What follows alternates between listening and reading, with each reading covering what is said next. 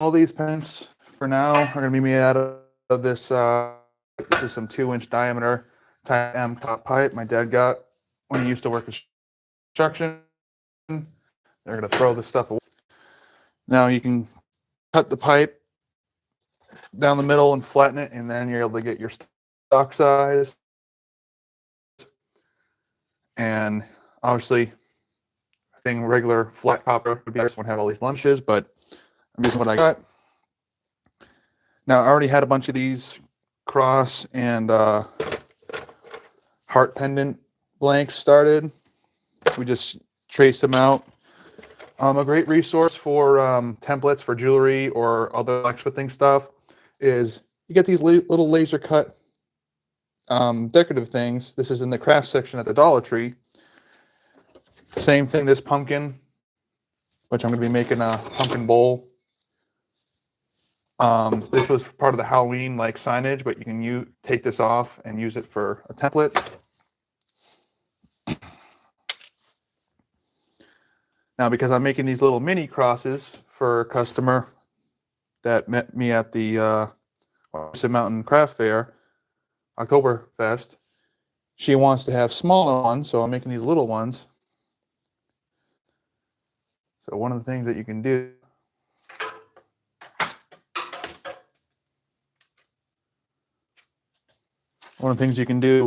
is whatever metal you're working with, you guys can see that's what it is before it's covered. You take your little Sharpie, and your Sharpie acts as marking fluid. So you can take your thing, whichever blank you like the most, and you just try to line it up.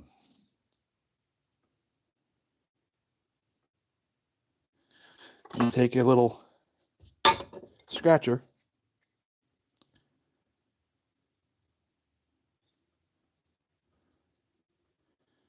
and you try to have it lined up the best you can.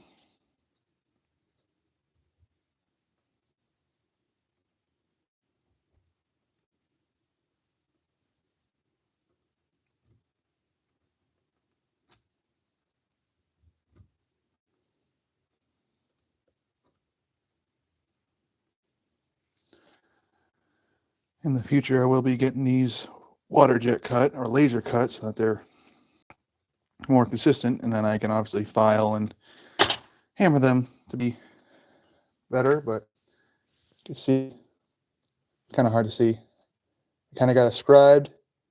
This blank is a little bit smaller than the other ones. You can see how much variance I had trying to cut these out on the little bandsaw. It's just a portable bandsaw, but because the bench plate is the table that it comes with is a little bit too large of an opening. It's kind of hard to do that. I'm still not an expert with this stuff. I'm just learning how to do this stuff. Open saw from Amazon, but the great thing you can get is some paraffin wax or beeswax. Paraffin kind of melts at a lower temperature, and whenever you're cutting through your copper or other metals, is you want to get a nice little coating of that paraffin wax on there.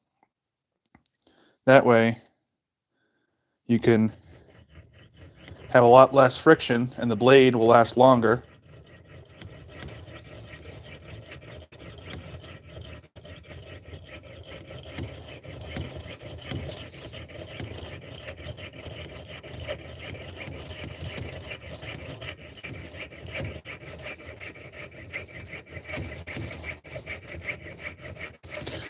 And I'm going to be working on making more videos, beginner blacksmithing and bladesmithing. And soon I'll be getting into making some Texas-style barbecue smokers. Because I like barbecue, and a lot of other people do, so I want to be able to get into that.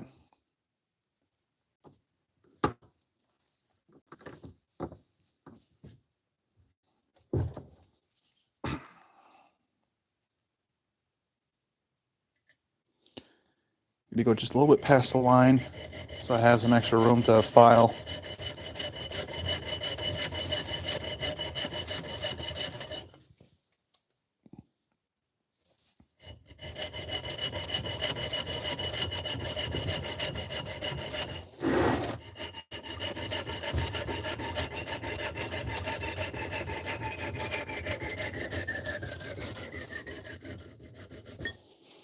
I see those copper scrap pieces.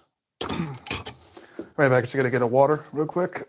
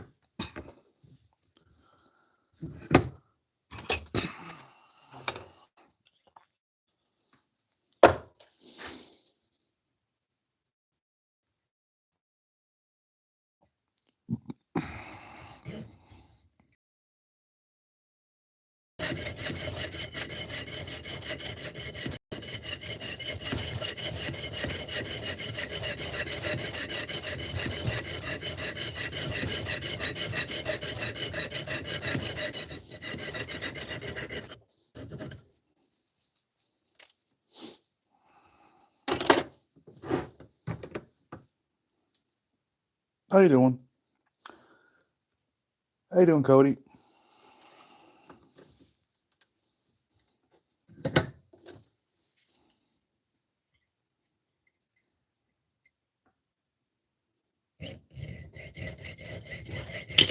Oh, that blade broke.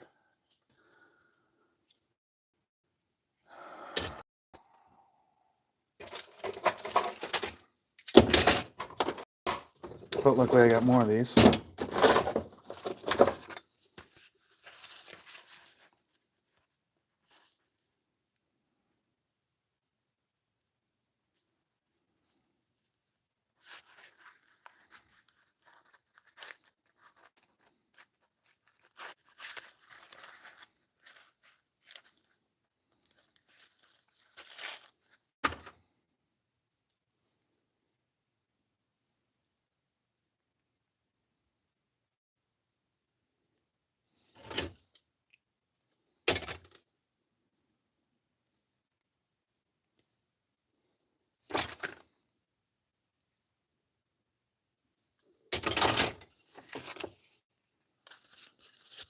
How you guys doing?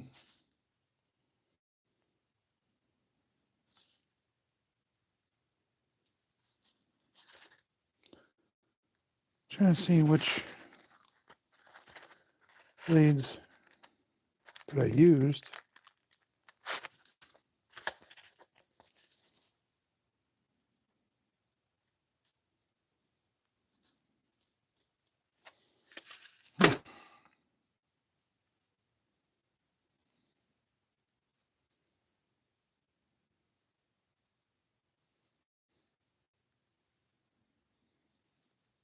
I haven't used this blade much, this saw much.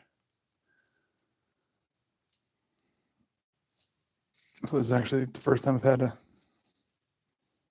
replace these. I know I had more of these somewhere.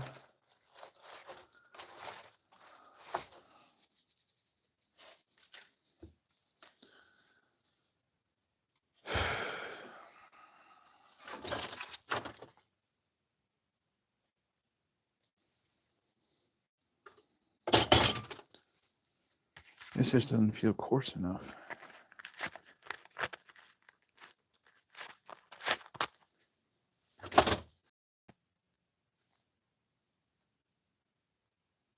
Maybe it is. But it's just the right length. It'll fit. All right.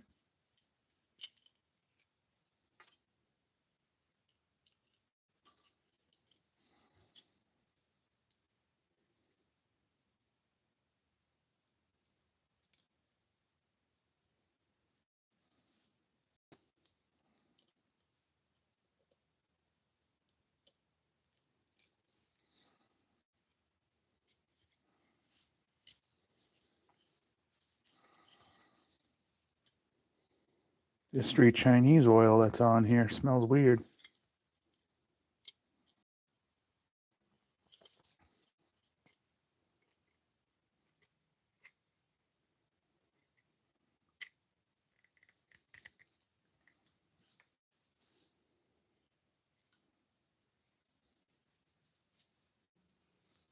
Strange mystery Chinese oil.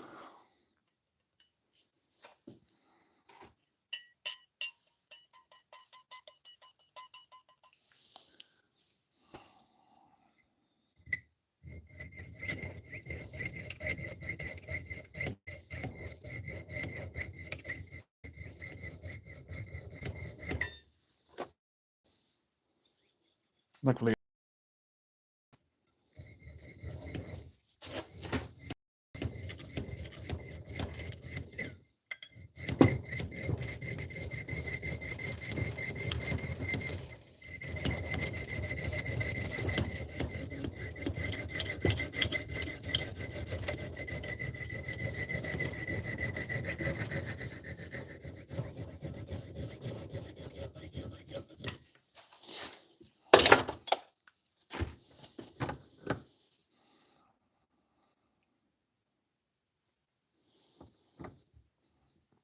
one of the things I found out with this vise, it actually has some hardened inserts, or the jaws themselves are actually, decently hard steel. So I can use my file kind of like a file guide. And one of the things you can do is modify, if you got a belt sander, modify your file.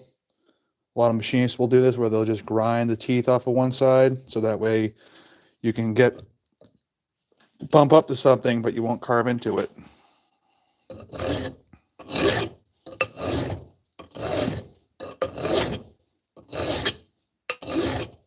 This is a rather aggressive file, so this actually works pretty good. Now, if this copper was a lot thinner, I would not be able to do this because it would probably just like fold over.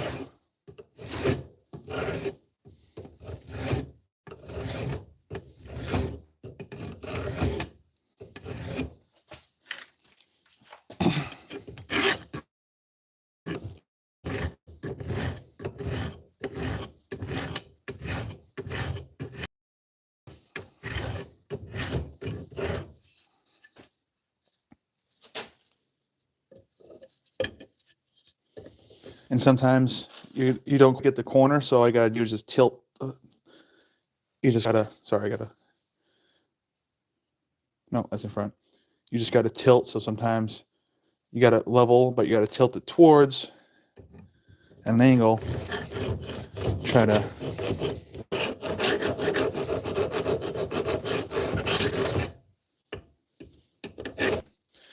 Then you go this way.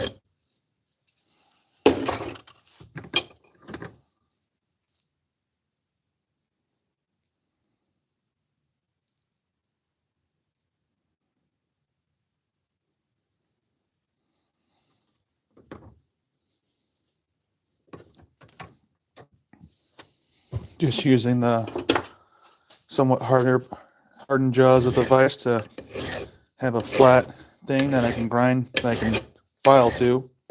This is an older file that I got from a flea market, so it is hard, but it's not super hard, so it's mostly just like polishing and scraping the center jaw parts.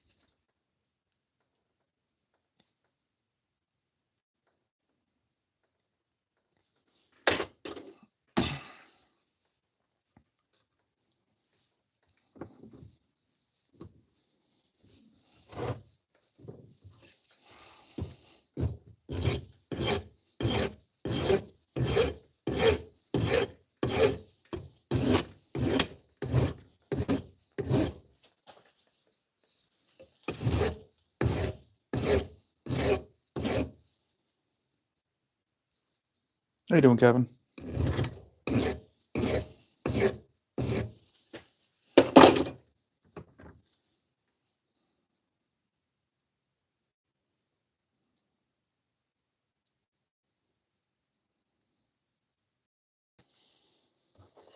Now, when you use the bigger file, similar when you use a belt sander, you can see, trying to get good lighting. See that little line there? That's a burr. So you can just take a smaller, less aggressive file, and you can, not quite through, this file's not,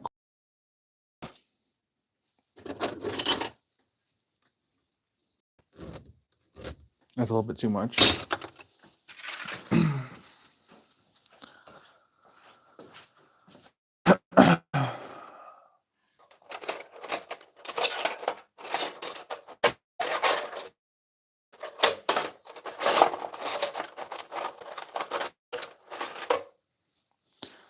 Got lucky.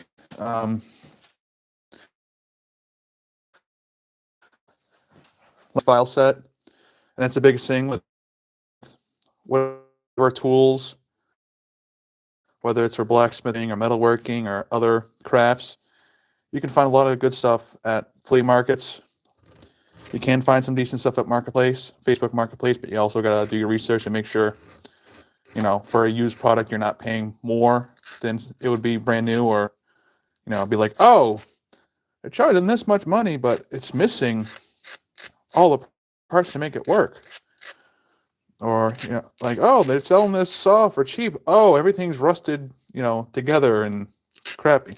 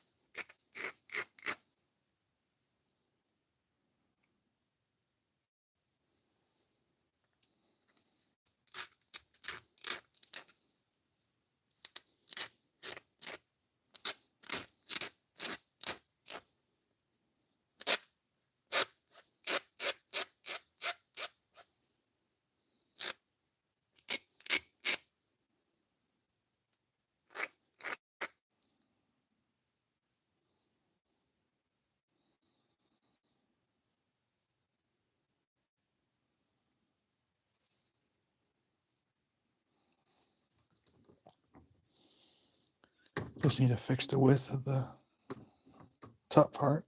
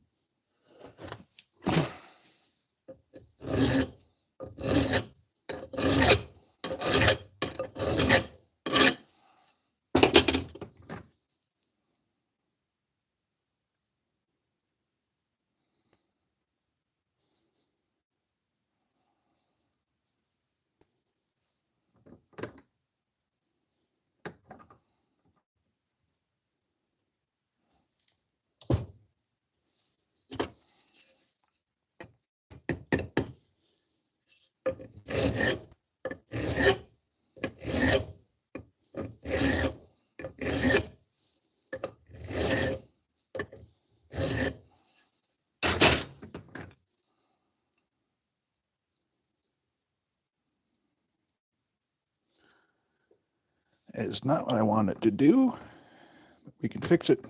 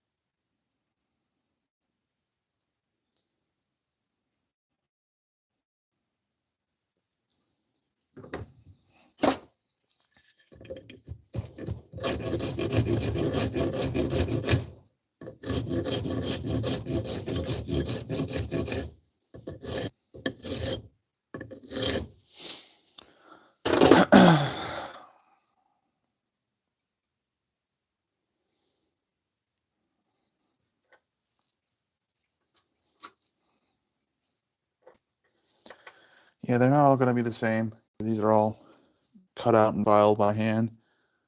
But I gotta go to bed. I gotta get up early tomorrow. I'm gonna be getting a new old. I gotta get a blade for it, but a portable bandsaw. Not a portable bandsaw. I'm gonna be getting a because I'm gonna be doing some more wood turning. But we were able to cut out the little copper crosses. Today I did a double shift, so I'm kind of, even though I slept for a few hours, I'm kind of shutting down right now physically. So tomorrow I'll continue the stream before work.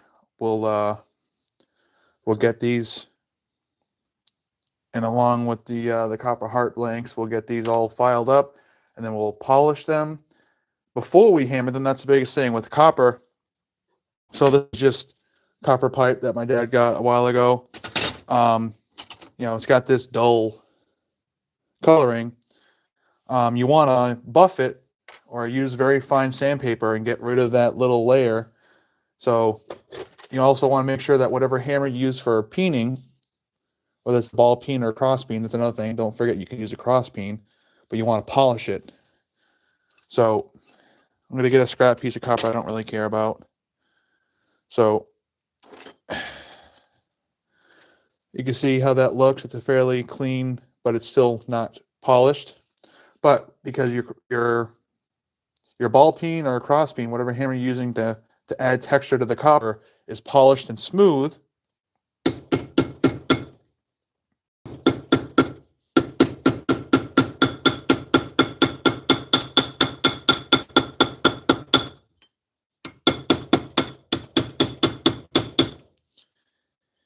you can see I didn't remove any material,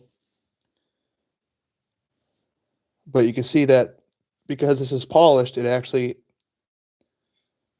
made the dents a little bit brighter and shinier. So if you polish this, so if you take this to buffing wheel, my buffer's not hooked up right now. I'll show you guys tomorrow.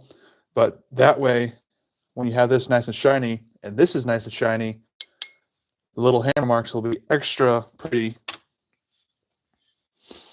But again, thank you guys for watching. Remember, be safe, have fun, make some cool stuff.